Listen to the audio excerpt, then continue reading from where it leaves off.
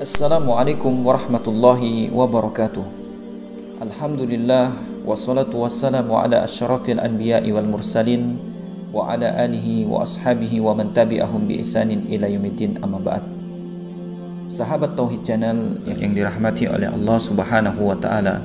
Dalam kesempatan kali ini kita akan membahas tentang meneladani sahabat Nabi sallallahu alaihi wasallam adalah jalan kebenaran. Di tengah maraknya pemikiran dan pemahaman dalam agama Islam, klaim kebenaran begitu larisnya bak kacang goreng. Setiap kelompok dan jamaah tentunya menyatakan diri sebagai yang lebih benar pemahamannya terhadap Islam menurut keyakinannya. Kebenaran hanya milik Allah Subhanahu wa taala. Namun, kebenaran bukanlah suatu hal yang semu dan relatif. Karena Allah Subhanahu wa taala telah menjelaskan kebenaran kepada manusia melalui Al-Qur'an dan bimbingan nabinya sallallahu alaihi wasallam. Tentu kita wajib meyakini bahwa kalam ilahi yang termaktub dalam Al-Qur'an adalah memiliki nilai kebenaran mutlak. Lalu siapakah orang yang paling memahami Al-Qur'an? Tanpa ragu, jawabannya adalah Rasulullah sallallahu alaihi wasallam. Dengan kata lain, Al-Quran sesuai pemahaman Rasulullah sallallahu alaihi wasallam dan sabda-sabda Nabi sallallahu alaihi wasallam itu sendiri keduanya adalah sumber kebenaran. Yang menjadi masalah sekarang, mengapa ketika semua kelompok dan jamaah mengaku telah berpedoman pada Al-Quran dan hadis, mereka masih berbeda keyakinan dan masing-masing mengklaim kebenaran pada dirinya. Setidaknya ini menunjukkan Al-Quran dan sabda Rasulullah sallallahu alaihi wasallam ternyata dapat ditafsirkan secara beragam, dipahami berbeda-beda oleh masing-masing individu. Jika demikian, maka pertanyaannya adalah siapakah sebetulnya di dunia ini yang paling memahami Al-Quran serta sabda Rasulullah sallallahu alaihi wasallam? Jawabannya, merekalah para sahabat Nabi radhiyallahu anhum ajma'in. Yang dimaksud dengan istilah sahabat Nabi sallallahu alaihi wasallam adalah orang yang melihat Rasulullah sallallahu alaihi wasallam dalam keadaan Islam, yang meriwayatkan sabda Nabi sallallahu alaihi wasallam. Meskipun ia bertemu Rasulullah sallallahu alaihi wasallam tidak dalam tempo yang lama, atau Rasulullah sallallahu alaihi wasallam belum pernah melihat ia sama sekali.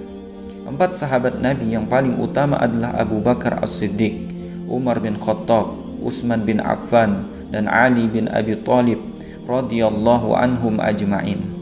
Tentang jumlah orang yang tergolong sahabat Nabi sallallahu alaihi wasallam, Abu Zur'ah Ar-Razi menjelaskan 40.000 orang sahabat Nabi sallallahu alaihi wasallam ikut berhaji wada bersama Rasulullah sallallahu alaihi wasallam. Pada masa sebelumnya 70.000 orang sahabat Nabi ikut bersama Nabi dalam perang Tabuk, dan ketika Rasulullah sallallahu alaihi wasallam wafat ada sejumlah 114.000 orang sahabat Nabi sallallahu alaihi wasallam. Adapun keutamaan sahabat Nabi sallallahu alaihi wasallam, para sahabat Nabi adalah manusia-manusia mulia sebagaimana yang dijelaskan oleh Imam Ibnu Katsir.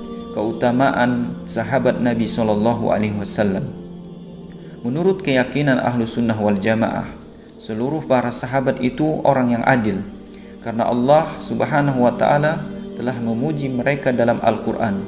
Juga dikarenakan banyaknya pujian yang diucapkan dalam hadis-hadis Nabi sallallahu alaihi wasallam terhadap seluruh akhlak dan amal perbuatan mereka. Juga dikarenakan apa yang telah mereka korbankan, baik berupa harta maupun nyawa, untuk membela Rasulullah sallallahu alaihi wasallam. Pujian Allah terhadap para sahabat dalam Al-Quran diantaranya di dalam surah At-Taubah ayat 100, yang artinya orang-orang yang terdahulu lagi yang pertama-tama masuk dalam agama Islam dari golongan Muhajirin dan Ansor dan orang-orang yang mengikuti mereka dengan baik. Allah ridho kepada mereka dan mereka pun ridho kepada Allah, dan Allah menyediakan bagi mereka surga-surga yang mengalir sungai-sungai di dalamnya selama-lamanya.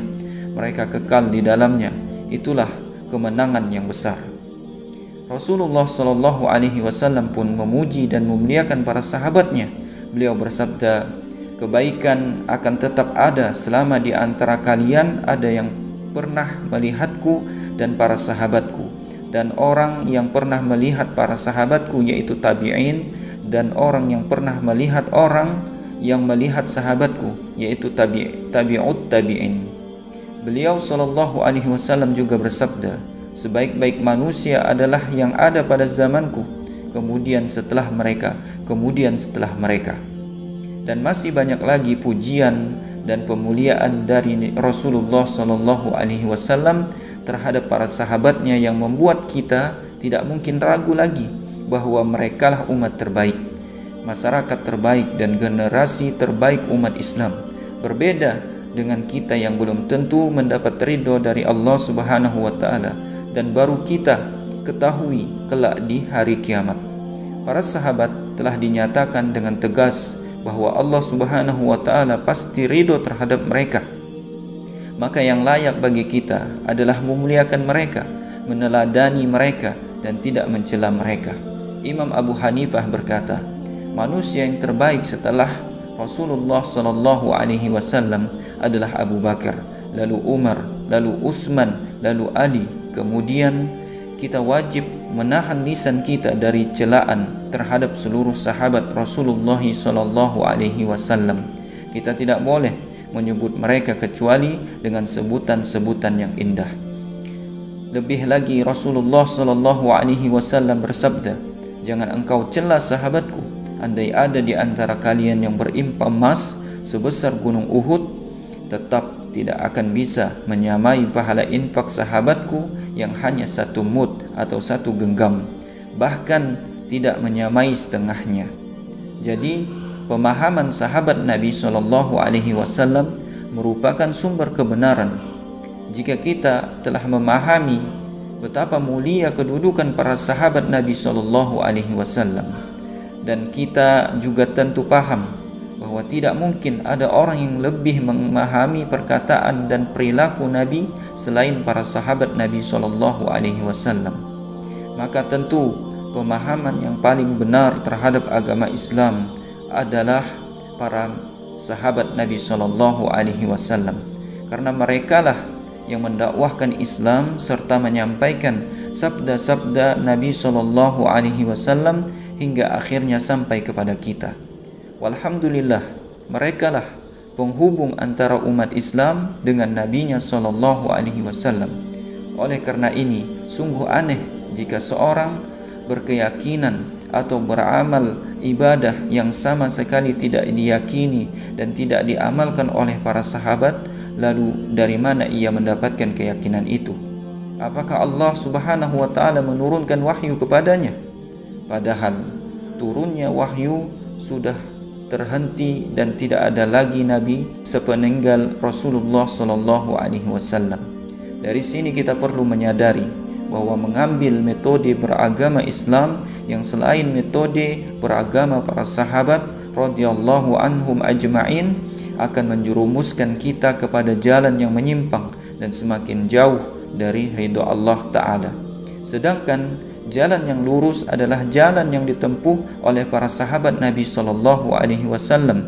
Setiap hari kita membaca ihdinas siratal mustaqim siratal ladzina an'amta alaihim ghairil maghdubi alaihim waladdallin, yang artinya, ya Allah, tunjukilah kami jalan yang lurus, yaitu jalan orang-orang yang telah Engkau beri nikmat kepada mereka, bukan jalan mereka yang dimurkai dan bukan pula jalan mereka yang sesat.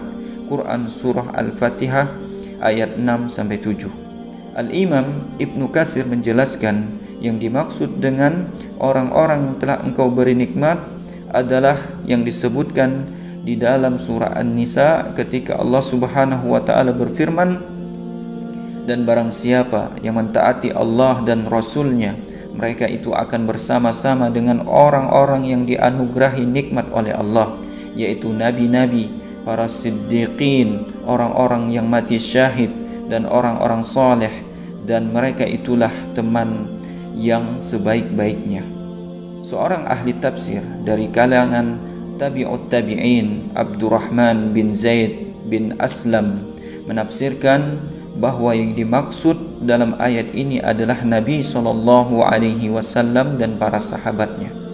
Oleh karena itulah seorang sahabat Nabi SAW yang bernama Abdullah ibnu Mas'ud radhiyallahu anhu berkata, siapa saja yang mencari teladan, teladanilah para sahabat Rasulullah SAW, karena merekalah orang yang paling baik hatinya di antara umat ini, paling meneladani, paling mendalam ilmu agamanya, umat yang paling sedikit dalam berlebih-lebihan, paling lurus bimbingannya, paling baik keadaannya. Allah Subhanahu wa taala telah memilih mereka untuk mendampingi Nabi SAW dan menegakkan agamanya.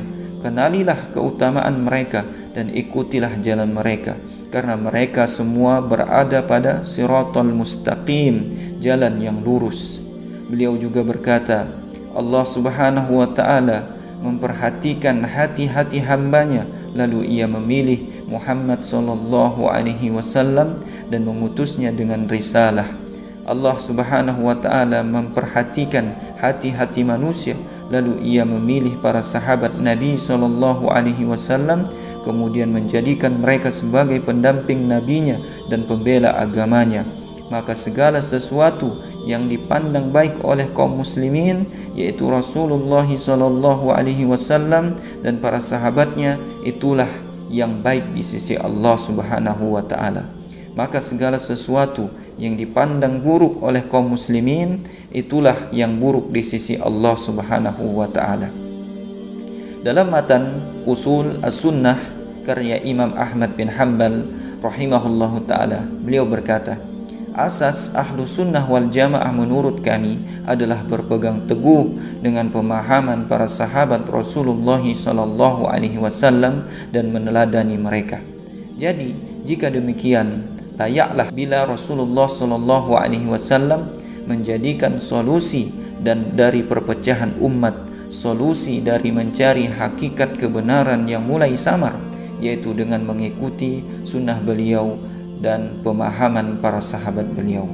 Rasulullah sallallahu alaihi wasallam bersabda, Bani Israel akan berpecah menjadi 74 golongan dan umatku akan terpecah menjadi 73 golongan, semuanya di neraka kecuali satu golongan. Para sahabat bertanya, siapakah yang satu golongan itu ya Rasulullah?